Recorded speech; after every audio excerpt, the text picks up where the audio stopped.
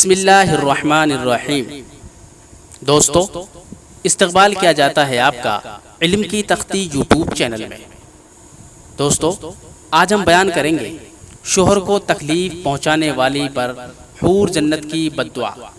حضرت معاذ نبی پاک صلی اللہ علیہ وسلم سے روایت کرتے ہیں کہ آپ صلی اللہ علیہ وسلم نے فرمایا، کوئی عورت اپنے شوہر کو دنیا میں پریشان نہیں کرتی مگر یہ کہ اس کی حور عین بیوی اسے کہتی ہے کہ اسے پریشان مت کرو، خدا تمہارا بھلا نہ کرے، وہ تمہارے پاس تھوڑے ہی دن رہنے والا ہے، عنقریب تم سے جدا ہو کر ہمارے پاس چلا آئے گا۔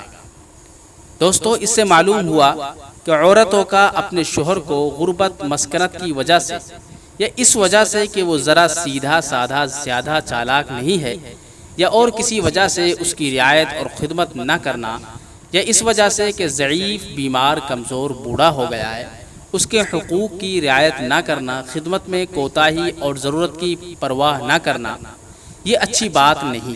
ایسی عورتوں پر جو حوریں ہوتی ہیں وہ ان کے لیے بد دعائیں کرتی ہیں۔ خدا تجھے رحمت سے دور کرے، تمہارا شوہر تھوڑے دن کا مہمان ہے، پھر تم سے جدا ہو کر ہمارے پاس پہنچ جائے گا۔ یہ ان باتوں کو کہتی ہیں جنت کی حور۔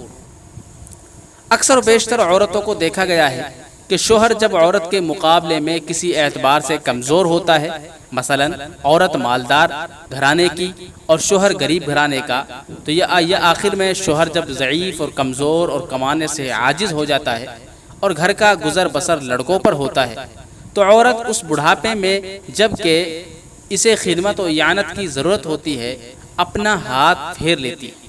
تو ایسی حرکت کرنا بہت بری ہے، وہ حور عین کی بد دعا پاتی رہیں۔ ایسے وقت میں شوہر کی خدمت سے جنت حاصل کرنے کا وقت ہوتا ہے۔ ہمیشہ عورت کو اپنے شوہر کی خدمت کرنی چاہیے، کسی بھی حال میں ہو، غربت میں ہو، تنگ دستی میں ہو، کسی بھی حال میں ہو، عورت کو اپنے شوہر کی خدمت کبھی نہیں چھوڑنی چاہیے۔ کس عورت پر خدا کی دعا رحمت ہے، وہ بھی سن لیں کہ کس عورت پر خدا کی رحمت اور دعائیں ہوتی ہیں۔ حضرت ابو ہریرہ رضی اللہ تعالی عنہ سے مروی ہے کہ آپ صلی اللہ علیہ وسلم نے فرمایا، جو عورت رات کو بیدار ہو اور نماز پڑھے اور اپنے شوہر کو جگائے کہ وہ بھی نماز پڑھے، بس اگر وہ نہ اٹھے تو اس کے منہ پر چھینٹا مارے، تو ایسی عورت پر خدا کی رحمت ہو۔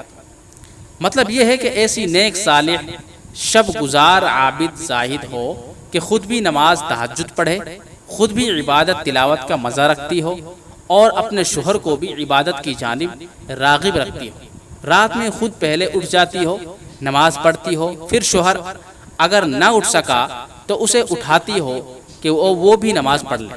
شب آخر میں جو خدائے پاک سے قرب اور مناجات کا وقت ہوتا ہے، دربار خدا میں حاضر ہو کر عجز و انکساری کرے۔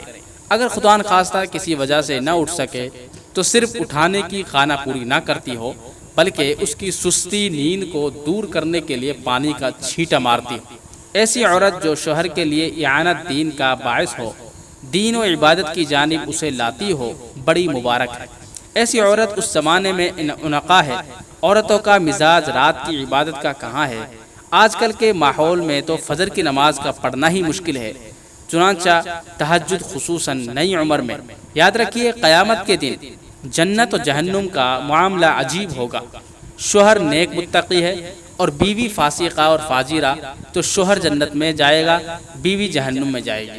اسی طرح عورت نیک صالح متقی پرہیزگار ہے اور شوہر فاسق فاجر ہے تو یہ جہنم میں جائے گا اور وہ جنت میں جائے گی۔